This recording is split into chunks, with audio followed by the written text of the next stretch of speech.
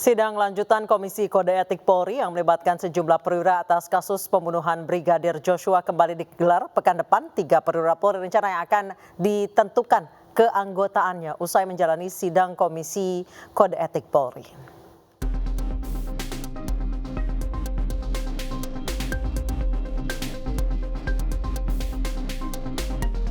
Satu persatu anggota Polri yang terlibat dalam skenario Ferdi Sambo telah menjalani sidang Komisi Kode Etik Polri. 5 perwira telah menjalani sidang Komisi Kode Etik Polri, diantaranya Ferdi Sambo, Kompol Cuk Putranto, Kompol Baikuni Wibowo, AKBP Arif Rahman, dan yang terbaru mantan Wadir Krimum Polda Metro Jaya, AKBP Jerry Siagian. Kelima perwira tersebut dikenakan sanksi berupa pemberhentian tidak dengan hormat karena terbukti tidak profesional dalam menjalankan tugas Polri. Sementara untuk menindaklanjuti keterlibatan tersangka perwira Polri lainnya, Komisi Kode Etik telah mengagendakan ulang sidang ketiga tersangka obstruction of justice.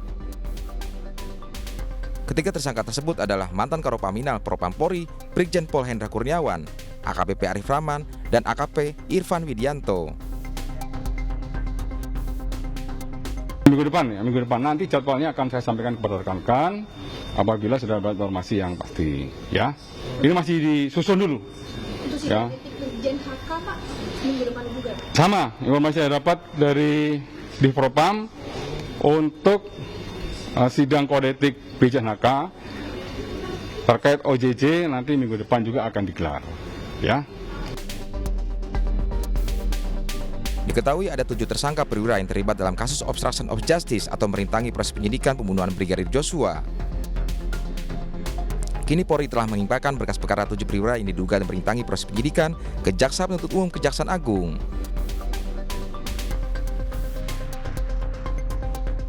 Kejaksaan Agung membuka opsi menggabungkan berkas perkara obstruction of justice dalam proses penyidikan pembunuhan mantan ajudan Ferdi Sambo. 43 jaksa penuntut umum disiapkan untuk menangani kasus merintangi proses penyidikan tersebut.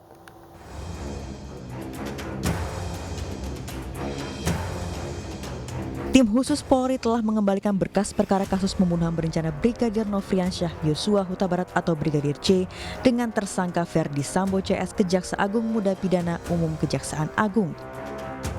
Kelima berkas perkara tersebut adalah Ferdi Sambo, Barada Eliezer, Bribka Riki Rizal, Kuat Ma'ruf, dan Putri Chandrawati.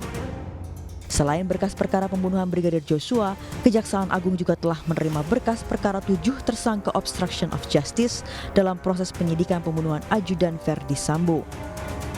Kejaksaan Agung sendiri membuka opsi penggabungan 2 berkas yang menyeret Ferdi Sambo menjadi 1 surat dakwaan yang dinilai akan memudahkan berkas perkara masuk ke proses pengadilan.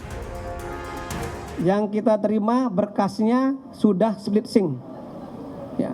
338, 340 jadi 1 berkas perkara, obstruction of justice 1 perkara. Ya kan? Nanti untuk penggabungan perkara sebagaimana pasal 141 KUHP itu adalah domain daripada penuntut umum. Ya, Mbak ya? Jadi domain dari penuntut umum. Itu masih dimungkinkan untuk dilakukan penggabungan. Kapus Penkum Kejaksaan Agung menambahkan meski 2 perkara yang menyeret Ferdi Sambo merupakan satu rangkaian peristiwa, namun keputusan untuk menggabungkan surat dakwaan menjadi kewenangan Jaksa Penuntut Umum. Diketahui Kejaksaan Agung telah menyiapkan 30 jaksa penuntut umum untuk menangani kasus pembunuhan berencana Brigadir Joshua yang menyeret Ferdi Sambo.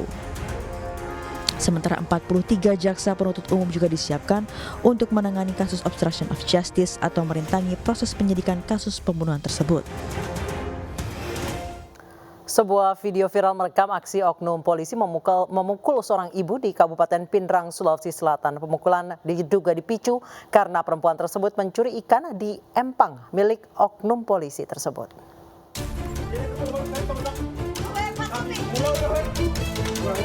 Video viral merekam seorang oknum polisi mencekik seorang perempuan paruh baya kemudian memukulnya.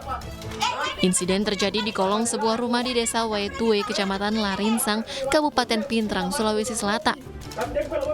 Oknum polisi mengenakan celana dan sepatu dinas memarahi ibu-ibu ini, mencekik leher hingga ibu ini terhimpit ke dinding dan melayangkan beberapa pukulan ke wajah korban. Oknum polisi berinisial Aibda S, anggota Polres Pindrang, diketahui masih ada hubungan keluarga dengan korban. Diduga peristiwa terjadi karena masalah ikan yang diambil ibu ini dari empang milik Aibda S. Saat itu, korban diminta untuk memanen ikan di empang milik oknum polisi. Laporan korban ke Aibda S hasil panen sedikit, namun ia mendapat informasi dari pegawai lainnya bahwasanya ikan di empang banyak. Dari korban ini masih ada hubungan keluarga. Permasalahan terjadi ada kesalahpahaman. Kesalahpahamannya korban ini disuruh oknum polisi untuk memanen ikan di empangnya. Laporan dari korban ini laporannya hasil ikan di empang sedikit, sedangkan oknum polisi mendapat laporan dari pihak lain bahwasanya panen ikan di empangnya lumayan banyak. Meski kedua belah pihak memutuskan menyelesaikan kasus dengan kekeluargaan, oknum polisi tetap menjalani hukuman yaitu penahanan selama 5 hari.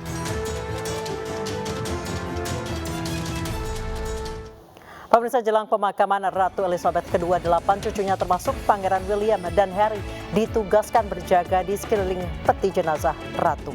Informasi selengkapnya usai jeda.